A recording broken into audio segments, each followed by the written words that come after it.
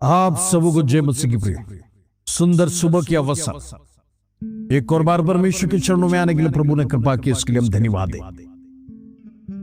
प्रिय, इन दिनों में परमेश्वर कौन है?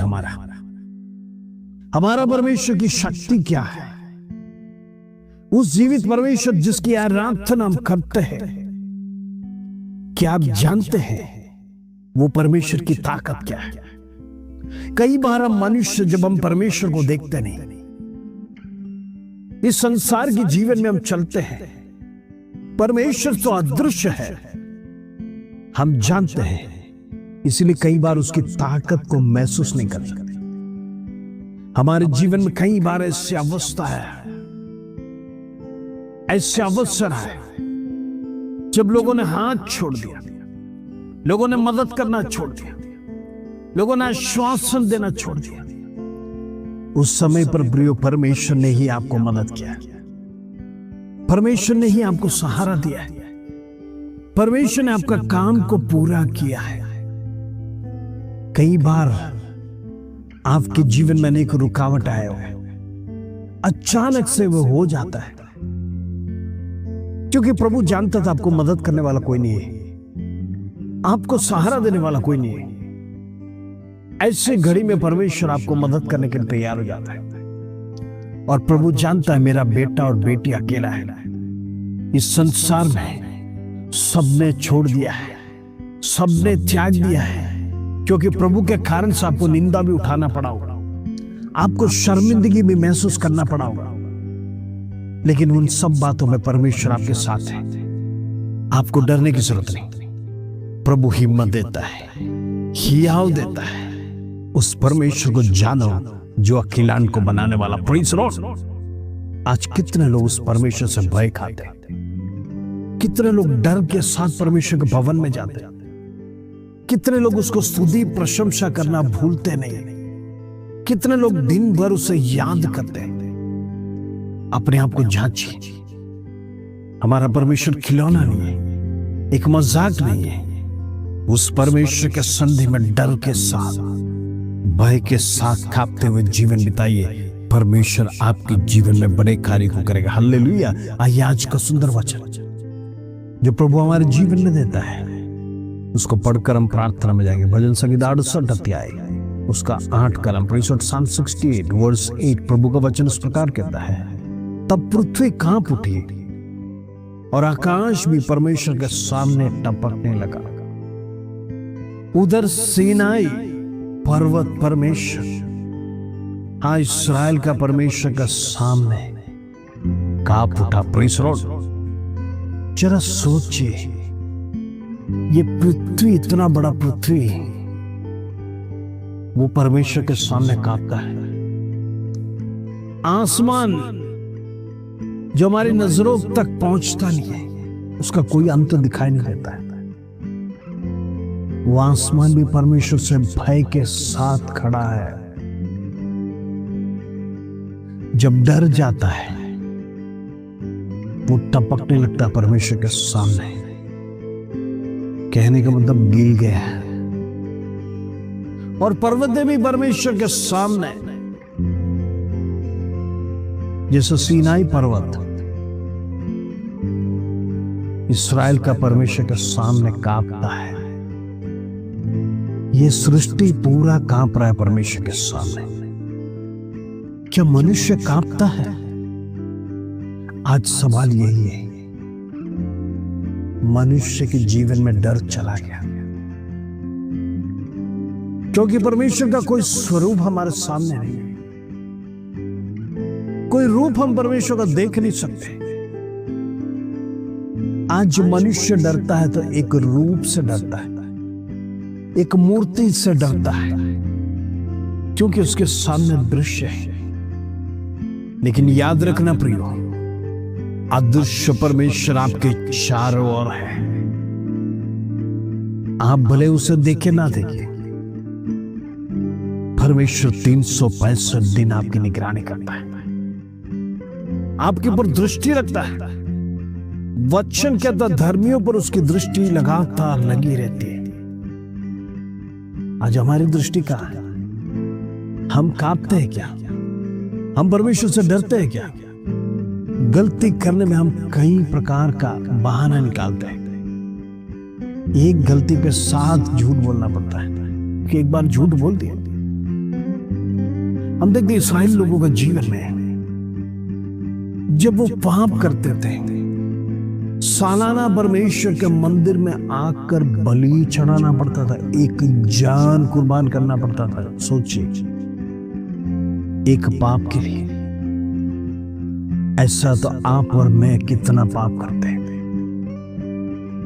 कहीं गलती हमारे जीवन से हो जाता है।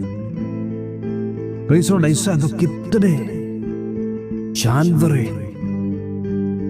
हमें बलि चढ़ाना पड़ता था।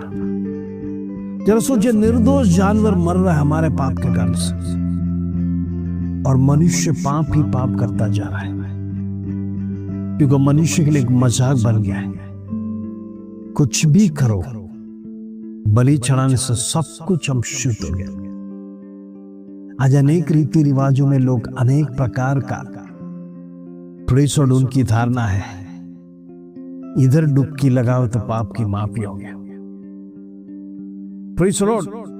अगर उत्तर भारत में जाकर दर्शन करो तो सब कुछ माफ हो गया। कब करते हैं? जवानी में पाप कर एंजॉय किया, वृद्धावस्था में जब सब अभिलाषा खत्म हो गया, तब सारे पाप धोने के लिए तीर्थ यात्राएं करते हैं। जितना भी पाप किया सब धुल जाएगा। प्रियो, ऐसे पाप धुलता नहीं है। ऑन रिकॉर्ड है, ऑन रिकॉर्ड है। परमेश्वर का जीवित पुस्तक के अंदर लिखा है, न्याय विधि के दिन उस पुस्तक को खोला जाएगा, सब कुछ आपके सामने पारदर्शी किया जाएगा। आप ये नहीं सोचना जवानी में पाप किया, वृद्धावस्था में जाकर 40 दिन 21 दिन उपवास कर सब कुछ खत्म कर दिया, फिर भी हमारा परमेश्वर भूलने के लिए तैयार है। कब? जब आप लौट आओगे, मन फिराओगे। प्रभु यीशु मसीह का बलिदान के बाद कोई भी मेमना, कोई भी पक्षी को, निर्दोष जानवर को बलि चढ़ाने के लिए परमेश्वर ने अनुमति नहीं दिया। नूह के जमाने के बाद फिर भी पाप में कोई कमी नहीं। मनुष्य लगातार बिना भय का करते जा रहा है। अनेक पाप तो सीक्रेट पाप उसके जीवन में रखता है। प्रिय, परमेश्वर के सामने कोई सीक्रेट नहीं, सबको पारदर्शी। दाऊद ने स्वयं कहा, मैं जहां कहीं भी जाऊं, तेरी नजर हमेशा मेरे पीछे है। क्या आकाश में, पाताल में, कोई भी जगह परमेश्वर से छुपा नहीं है, क्योंकि परमेश्वर ने सृष्टि को बनाया। एक बार सोचना पाप करने से पहले, परमेश्वर मुझे देख रहा है। आज कई मसीह लोग घूस लेने में माहिर हैं। परमेश्वर वो सोचते हैं जो मिलता है ले लो,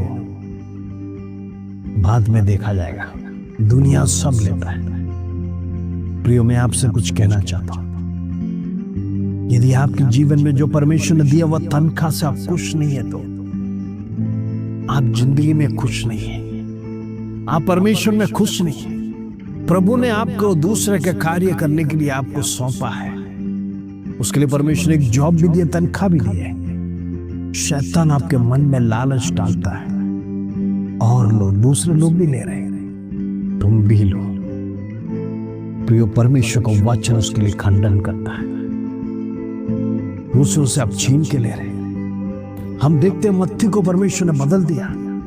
चुंगी लेने वाला, जबरदस्ती टटोलने वाला, कितना बड़ा पाप करता था। लेकिन जब प्रभु यीशु मसीह उसके जीवन में आया, उसने कहा, जो कुछ भी लिया मैं 2 गुना लौटा के दे देगा गरीबों से।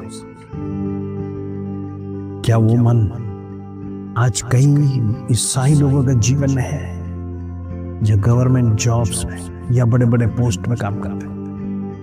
अगर नहीं है, आप और गैर मसीह लोगों में कोई फर्क नहीं। दुनिया के लोगों के समान मत जियो प्रियो, प्रभु आपका न्याय करेगा। अभी कोई बलिदान नहीं है, यीशु मसीह एक बार छड़ गया, अभी आपको ही स्वयं उसका पश्चाताप करना पड़ेगा। इतना बड़ा बलिदान पुराने जमाने में चढ़ाते थे, आज पाप करने के बाद आप परमेश्वर को क्या चढ़ाते हैं? जरा सोचिए, विचारिए। इंद्र में परमेश्वर से भय खाए, ये सृष्टि भय खाता है। यदि आप और मैं भय नहीं खाएगा तो प्रभु के सामने लेखा देना पड़ेगा। हालेलुया। तैयार हो जाओ, प्रभु से माफी मांगो, उपवास और प्रार्थना के साथ परमेश्वर के चरणों में बैठो, प्रभु जीवनों को बदलेगा। हालेलुया। आइए हम प्रार्थना करेंगे। पिता परमेश्वर, धन्यवाद, आज का सुंदर वचन तूने हमारे जीवन में दिया। तो जीवित परमेश्वर, जिंदा खुदा, प्रभु आज कई लोगों का जीवन से डर चला है, पाप करते हैं, भय नहीं, अनेक बातें छुपाते हैं। प्रार्थना करता हूं बंधन टूटने पाए, वो शैतान की आलोचना जीवन से खत्म होने पाए, वो व्यभिचार की आत्मा जीवन से खत्म होने पाए, वो निराशा की आत्मा जीवन से खत्म होने पाए, कर्ज की आत्मा खत्म होने पाए, बीमारी की आत्मा खत्म होने पाए, बच्चों का लाइफ बिगाड़ने वाले दुष्ट मोबाइल की आत्मा खत्म होने पाए। यीशु के नाम से होने दे, अंधकार की शक्ति टूटे। इंद्र में प्रार्थना में शक्ति है, अनेक लोगों का विश्वास बढ़ने पाए, प्रभु में आगे बढ़ने पाए। सहायता कर, मदद करो। धन्यवाद, आदर, महिमा, जलाल तुझे देते प्रभु। छोटी सी प्रार्थना प्रभु यीशु मसीह के नाम से मांगते हैं, सुनो और ग्रहण कर पिता। आमीन आमीन। प्रिय, प्रार्थना में बढ़ते रहिए, परमेश्वर पराक्रमी काम आपके जीवन में करेगा। इस वचन के साथ प्रभु आप सबको आशीष दे। जय मसीह।